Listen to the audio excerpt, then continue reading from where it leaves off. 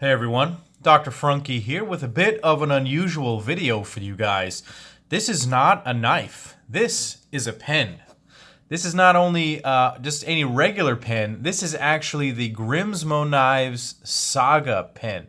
The Grimsmo brothers are well known for their knives, particularly the Norseman, which I recently reviewed and thought it was a nice knife, but had some serious flaws with regards to function and safety. But what the Grimsmo brothers are extremely good at, and what the Norseman and the follow-up knife, the Rask, have demonstrated, is that these guys are very good at machining CNC parts and developing very small and delicate pieces. They demonstrated that again on a fidget spinner project that they had. Now, I'm not into fidget spinners, but I happened to be at the Blade Show 2018 where they debuted their pen. They're calling it the Saga, which is actually written right here, using the tagline, "Write Your Saga."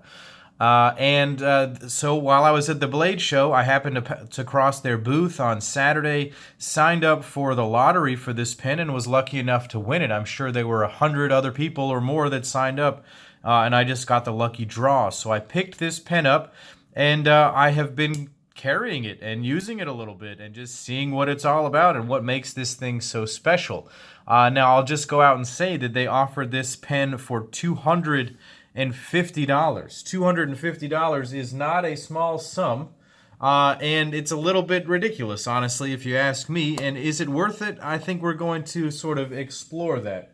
So why don't I go ahead? I was going to grab a couple of other pens for size reference here. Good. Why don't we go ahead and get some vital signs on this guy right here. Go ahead and pull out the ruler. The overall length is coming in right at 5 inches of overall length. I don't really know what other sizes to measure here. I'll pull out the calipers. We can get a diameter here of this guy. It's coming in at 0.375 inches. I guess the diameter around this part right here is 0.45 inches. Let's see, the pocket clip, I'm just getting whatever dimensions you would want on a pen. I've never done a pen before, is 1.45 inches long. So now that we're through with all those, let's see what this guy weighs. I'll bring out the scale. It is an all titanium construction, so it's not particularly heavy. It's coming in at 1.06 ounces. Now let's bring out another pen. This is my real EDC pen right here. This is the pen that I use every single day. It's a Pilot G2. I like the .38, the extra fine. You can see that the Pilot is considerably bigger in almost every dimension. It is going to be much lighter, being an all-plastic construction, coming in at 0.37 ounces right there. We can compare this to, let's see, some a mechanical pencil. So you can see that the Grimsmo pen, the Saga here, is a relatively small thing overall. Here's a pencil, a regular pencil. It's been sharpened some. So you can see where this falls sort of in the size category. So it is actually a great size for a pen. It's not overdone, and they keep it simple. So let's go ahead and break this knife down anatomically. Up front, you've got the pen cap with the Grimsmo Norseman logo on there. I will say I hope that they offer different milling patterns in the future. I feel sure that they will. This is a little bit, much, given that there's one right here as well. Just kind of, it's a little bit much, but it's okay. I get it. This is made for, this is going to be a collector's piece, being a low serial number right here, so I totally understand it. The shaft is then made out of plain titanium. What I will say is that these little Norseman faces do provide a little bit of traction, because that's right where you're holding the pen. That's where you're going to be writing, and it does work quite nicely. So, darn, I should get some more paper out here. I'm going to grab a piece. Here we go. I guess I could show you how it writes here. Got a little post-it note. This does just click down, and there's your pen. It comes with Parker-style refills. I'm just going to say Frank was here. See, it writes pretty well. Very easy, very smooth, very comfortable in the hand. Again, a good diameter, easy to use. The shaft here is full titanium that's been milled out. That's fairly plain right now. Perhaps they'll have some milling going on there. The piece de resistance, the very interesting stuff, is here on the butt end of the pen. This clip is something that he said was the hardest piece of titanium he's ever had to mill ever. And that's because it's made from a single piece of round bar. So what I'm going to do now is actually break this knife down anatomically and take it apart for you guys. So here comes off the pen cap. There's a spring inside here. They've got a person custom making springs for them in a local shop. Here is the Schmidt Easy Flow. It's a Parker style, I believe, refill. You can open this up. They say that you want to prevent the clip from scraping, but it's really not scraping, and this finish is pretty durable. So you can take this off, and the clip actually slides right off. So I wanted to show you this just as a piece all alone. When I was at the show, John actually took this knife apart and talked me through it, and he was telling me how this was made from a round bar of titanium, just milled on a lathe, the solutions that he had to come up with in order to make this happen. It's just incredible. This is where the Grimsmo brothers shine, honestly, is in their fine, detailed milling work. And I think that this is a beautiful example of that. You can see the tool lines here on the inside of the clip, Grimsmo Knives 2018. See the tooling lines. I've got Saga number 0010. They're very ambitious that they're going to make a lot of these pens. It's called the Saga. Okay, so the clip is very amazing. And then here is the mechanism right here. So this is actually basically the engine that drives this pen. And this is going to be something, this is what they really wanted to make. This is what they were saying was the part of the knife that they were trying to build. They were building a mechanism, was their quote. They wanted to build a mechanism that they could use for multiple applications. So we have the Saga pen. Anticipate that this will form into other iterations of other pens or other products.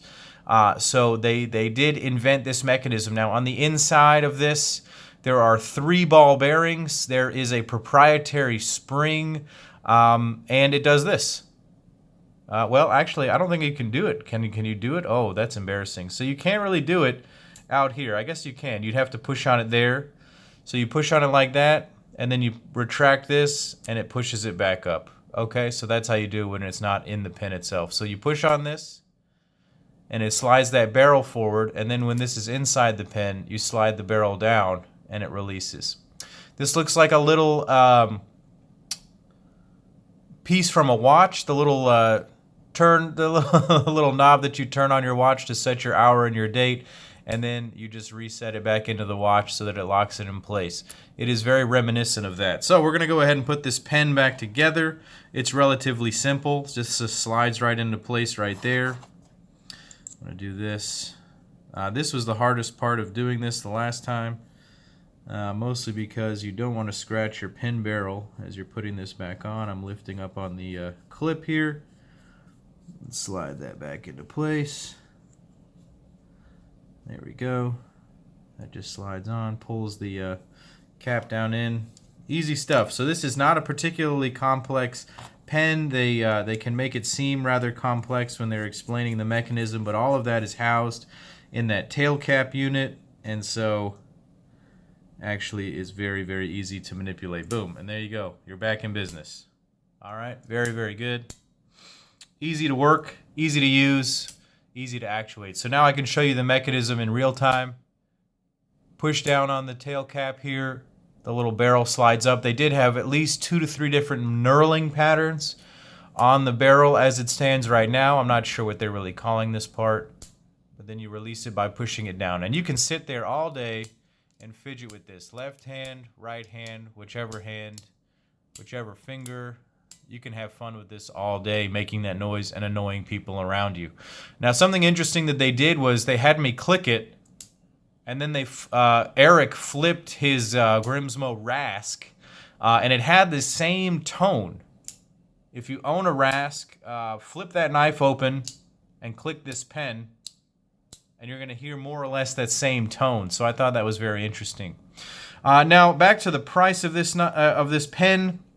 At $250, I'm not convinced that this is a necessary thing at that price. I think $250 is rather high. If this was made out of some kind of interesting materials, maybe so. But the pen market is fairly competitive. At $250, you can buy a whole lot of pens. Take, for instance, the sort of a really popular sort of tactical pen, if you will, is going to be the Brian Feldholter tie bolt series. You can get those for anywhere from around $150 to $600 depending on the spec. Matt Martin has some pens in this price point that are really nicely done. Hinderer has some pens. ZT had some pens. At all different price points, and most of them are not anywhere close to $250. So I understand that this is an early model that they needed to sort of justify the price because they have a high investment in it at this point. Is it worth $250? I don't think so. It's nice, and it's very crisp, and it works very well, and it's beautifully machined. If they make 150 of these, it could be worth $250. But if they're going to make thousands of these, as this number implies, no, they're going to have to drop that price point because it's rather simple and there's a lot of other competition out there. I think that these first few models will hold some certain appeal to people because of the low serial numbers and because it's a new project. But I think once you get up into number 732, they need to have some solutions figured out in terms of cost and production. So I do think it's a nice pen. Don't get me wrong, this is a great pen. It's a very nice writing tool, and it's executed quite well in true Grimsmo fashion. Everything is crisp and clean and perfectly done. But the price point is a bit too high. So this one is going to be moving along. There's going to be somebody else in the world far more interested in a Grimsmo pen than I am. But it was awesome to get to meet the brothers Grimsmo. It was almost a funny event at the show where I won it. And I had recently done these videos on the Norseman where I said I didn't really like it all that much. And then I meet these guys, and I got a picture with them that I put on my Instagram where I was like, "Hey, look at me! I got a Saga pen." So I kind of laugh when I think about that. They're super nice guys, the brothers. I have nothing bad to say about them. They're brilliant guys, and it's cool that they're doing new projects and working together as brothers. I think that's a really admirable thing. So I'll be excited to see what else they come up with. Honestly, I think the Grimsmo brothers, this is the market that they need to expand into, is the non-knife market, because like I said, they do precision work quite well. I could see them making a watch. I could see them making more pens and other types of things like this. Their knives are okay, but this is, I think, where they're going to start making a real imprint on the world. So we'll see how they do. Thank you guys for watching. Leave some comments down below about what you think about the Saga Pen from the Grimsmo brothers, and click like and subscribe to my channel. Head over to Instagram and follow me there at Dr. Frunky. And as always, guys, take care.